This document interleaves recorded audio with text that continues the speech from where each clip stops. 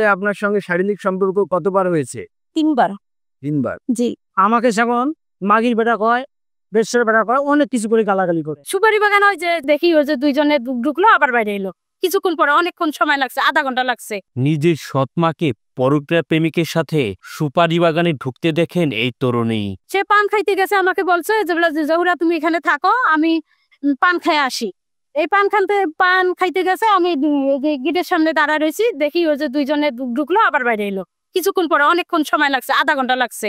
শুধু সুপারি বাগান নয়, বিভিন্ন সময় বিভিন্ন জায়গায় সময় সুযোগ পেলেই পরকীয়া প্রেমিকের সাথে শারীরিক সম্পর্কে লিপ্ত হতেন তার সৎমা। এমন অবস্থা যে বালু টালু দিয়ে মানে জঙ্গল কিছু সবকিছু আটকে রয়েছে। আমি দেখি বলছি যে কই গেছিলেন, যার পাকেই আমি কোথায় যাইনি, আমি বাজারে গেছিলাম। এমনকি তার সৎমাকে পরকীয়া প্রেমিকের সাথে শারীরিক চাহিদা মেটানোর সময় হাতে নাতে ধরেন এই তরুণী। আমি তরকারি বসাইছি, ওই গেল যায় ওই ঘরে ঢুকছে, বেটা ঘরে ঢুকছে, আর ওই দাঁড়িয়ে আসিল এই জায়গায়, দরজার সামনে দাঁড়িয়ে আসিল। দরজার সামনে দাঁড়িয়ে থাকিয়ার পর আবার কিছুক্ষণ পর ঘরে গেছে, ঘরে থাকি আবার দুইজনে বাড়ি আসি, বাথরুমে গেছে। কাকে বিয়ে করবেন আপনি? আমি রাজ্জাককে বিয়ে করবো। কি রাজ্জাকের সাথে কি আপনার ভালোবাসা? আপনার না স্বামী সন্তান আছে? আছে, তারপর ওর সঙ্গে সম্পর্ক হয়েছে, ওকে আমি ভালোবাসা তুমি। এদিকে পরকীয়া প্রেমিকের সাথে শারীরিক চাহিদা মেটানোর সময় এলাকাবাসী হাতে নাতে আটকের পর দুই সন্তানের এই জননী স্বীকার করেন পরকীয়া প্রেমিক রাজ্জাক তার সাথে শারীরিক সম্পর্কে লিপ্ত হয়েছে। অবৈধ সম্পর্ক হয়েছিল ওনাদের বাসায়। শারীরিক সম্পর্ক হয়েছিল? জি। আপনাকে বিয়ের প্রলোভন দেখিয়েছিল? জি। কতদিন সম্পর্ক হয়েছে? সম্পর্কটা পুরো 2-2.5 মাস হইল। মানে আপনার সঙ্গে শারীরিক সম্পর্ক কতবার হয়েছে? 3 বার। 3 বার। জি। স্বামীর অগোচরে কোথায় কোথায় প্রেমিকের সাথে শারীরিক সম্পর্কে মিলিত হয়েছেন তারও বিস্তারিত বর্ণনা দেন দুই সন্তানের জননী শাহিদা বেগম।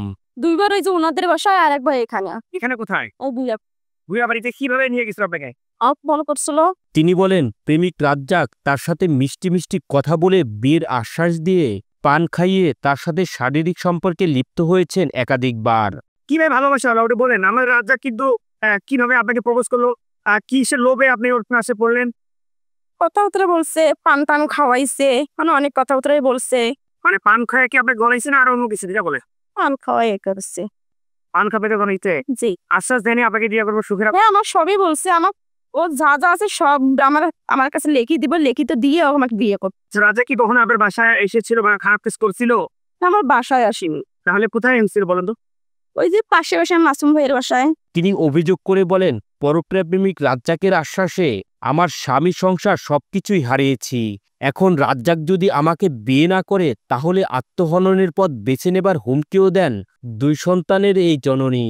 এখন আমি কি চাই? আমার তো এক কথাই, আমি এখন তাই রাজ্জাককে আমি বিয়ে করতে চাই, এইটাই আমার কথা। ডায়াবেটিস পরে রাজ্জাক যদি আপনাকে বিয়ে না করে? ও আমাকে বিয়ে করতে চাইছে, ওর দিন আমার সংসার হারাইলাম, ওর দিন আমার বাচ্চা হারাইলাম। সে রাজ্জাকও যদি আপনাকে অ্যালাউ না করে তখন কি করবেন? আমার নিজের জীবন আমি নিজে শেষ করবো। যেহেতু আমার এই জীবন বাঁচি থেকে কোনো লাভ নাই, যেহেতু আমার দুজনকে যদি আমাকে যদি না নেয়, জীবন থেকে তো আমার কোনো লাভ নাই। তখন এখন যদি আপনার স্বামী সব শুনে যদি মেনে নাই, হ্যাঁ মেনে নেয়, আমি আমার স্বামীর হাত পা ধরে মাপসাপ করবো, যা ভুল হয়েছে এই ভুল আর কখনো আমি করবো না। এদিকে শাহিদা বেগমের স্বামী অভিযোগ করে বলেন তার স্ত্রীকে পরকীয়া প্রেম থেকে ফেরানোর জন্য সব চেষ্টাই তিনি করেছেন, কিন্তু তার স্ত্রী তার কথা শোনেননি। আমি তবু কছিবিল একটা বেশ্যাকে যদি আমি ভালো করি তাহলে আমার তো সবের কাম হয়ে যায়, যার জন্য আমি ওকে নিয়ে সংসার করি খাই। ভালো করার জন্য আমি অনেক চেষ্টা করছি, আমি তার ভালো করতে পারি নাই। তো আমি বলি ওখানে কি মাত্র ভাইয়া মনে তোমার কেমন ভাই, তোক ডাকায় ভাবি করি, তুই ডাকায় ভাই করি, এটা ফির কোন কথা? বলে আমার ফুটে মারার ভাই। এই ফুটে মারার ভাই মনে আসা ওটা আমার তো চরিত্র ভালো লাগতেছে না, আমি ওই কথা বলি।